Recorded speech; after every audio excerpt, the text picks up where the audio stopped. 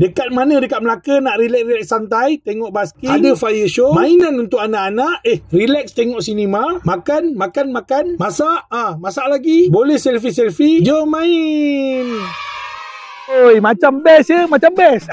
Aku dekat Pegalan Lama hari ni, dekat Melaka The Floating Market ni. Kau tengok kemah-kemah pink yang ada kat dalam ni semua. Kita masuk, kita tengok. Tu, Windmill Pink Market. Jom. Ikut juga. Geng, kau tengok sendiri macam mana santai yang duduk kat sini. Tengok sinema, open-open macam ni. Ramai-ramai tau. Benda yang paling best kali aku nak bantu korang, dekat sini ada 160 vendor.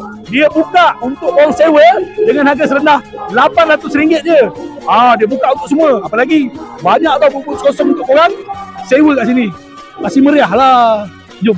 Tempat ni sebenarnya memang meriah. Macam-macam jenis kuih, dessert, kunafa, semua ada. Kalau bawa family, kawan-kawan dekat sini memang santai. Masakan panas-panas pun ada tau. Kepada kawan-kawan aku yang suka berniaga tu, yang berniaga vendor tu, nak berniaga kat sini memang seronok . Memang tumpuan orang lah relax-relax waktu malam dekat sini. Cari makan, lepak dengan anak-anak, bawa family. Korang jangan risau, dia buka daripada hari Rabu sampai hari Senin. Hari ni abang kena pau lah dengan kawan-kawan. Kita belanja mi sop daging. Makan. Sambil makan, tengok sinema yang ditayangkan. Untuk permainan, bukan anak-anak je boleh.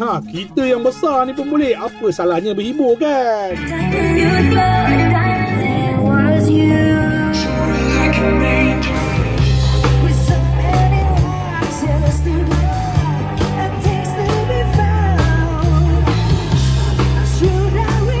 Korang yang nak datang, wis je Melaka Floating Market.